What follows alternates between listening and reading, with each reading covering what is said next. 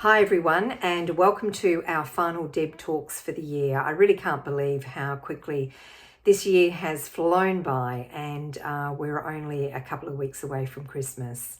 What a year it's been. COVID, unfortunately, is still hanging around, and I must say we've been pretty lucky here at Fiddes, but our luck did run out a month or two ago with most of the team getting it. 3 of us, thankfully, still haven't had it, so fingers crossed we don't.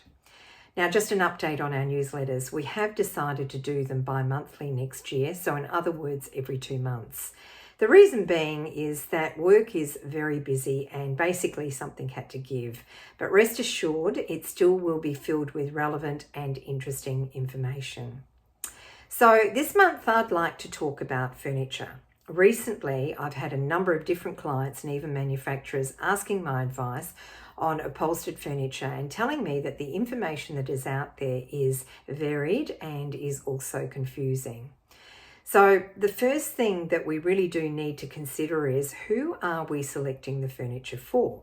What is the main purpose of the furniture? For example, are they chairs to sit and chat, chairs to sit and play games, chairs to sit and watch TV, or are they chairs for a person to have a little snooze?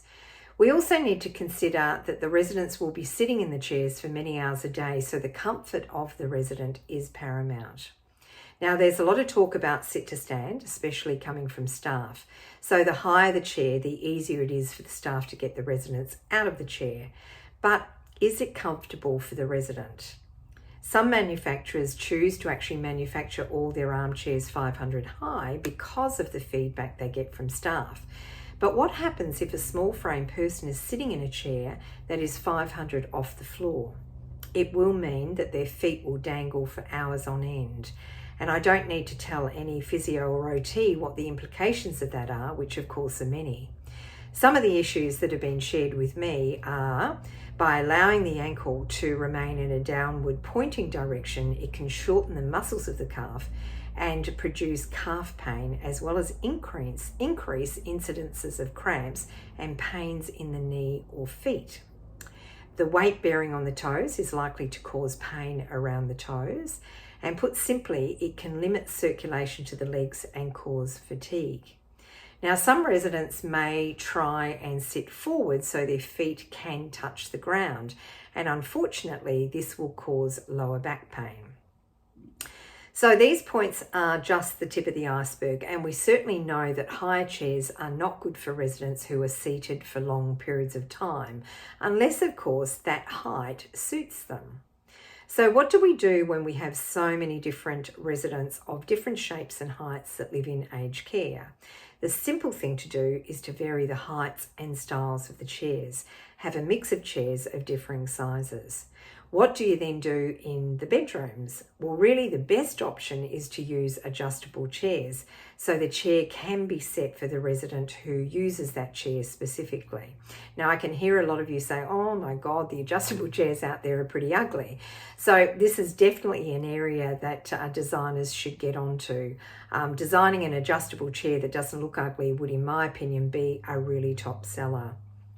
Another issue I see quite often is that the same design of the chair is chosen to be used throughout a facility. So there is absolutely no variety. Now, there's plenty of research that tells us that falls can be reduced by providing a chair that is more appropriate for a particular resident. So variety of seating is paramount. Then, of course, there are other things to consider, such as correct arm height, seat depth and width, and the list goes on and on. So selecting furniture is not easy, and it is important to understand what will the use of that armchair be used for. So, for example, are they going to be watching TV, or is it for sitting to converse with others? The next thing to consider with upholstered furniture is to fix or not to fix. In other words, are loose seat cushions better than fixed seat cushions? Recently, I had a discussion with a client and they preferred fixed cushions rather than loose. So let's talk about which one is better. What are the positives for fixed cushions? Well, generally, they are cheaper to manufacture.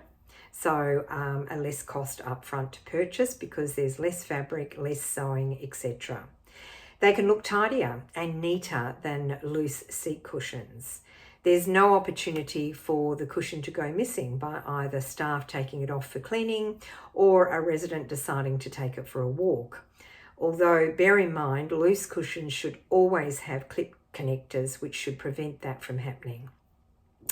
So what are the positives for loose seat cushions? Well, you can rotate the cushion and therefore get extra life out of the seat. You can repair the seat cushion easily at a less cost than totally reupholstering the chair. Clip connectors will prevent seat cushions slipping forward, and the big one is that they are easier to clean. So I would have to say the winning feature for me in the discussion of fixed over loose is definitely the ease of cleaning and maintenance. The loose cushion wins the argument hands down. Infection control should be at the top of the list. It is difficult to clean a fixed cushion which has many areas of entrapment for dirt and bacteria. When incontinence, reduced immune systems and open wounds are factors to consider, this becomes of even greater importance. The expectation in aged care facilities is a very high standard of hygiene. And with staff time constraints and the difficulty in properly being able to clean fixed cushions that have many crevices that could be missed and can then ultimately lead to an infection outbreak, which is considerably worrying, particularly when COVID is still a threat to our elderly residents. So in my mind, the loose seat cushion is always preferable where possible. The argument that the loose cushions go walkabout due to staff cleaning or resident removal is a moot one in my opinion. If the chair cushion needs to be cleaned and removed from the space, then remove the chair. Always make sure that the clip connectors are used so that residents cannot remove the cushion easily. I do know that a lot of information circulating is confusing, and you need to know the source of where it's coming from. Is it to suit staff or is it truly to suit residents?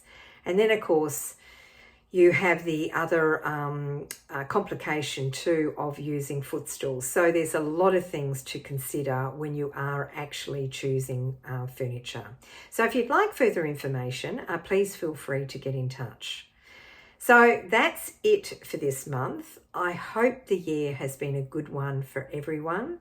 I wish all of you a very, very Merry Christmas and wishing you all a fantastic 2023.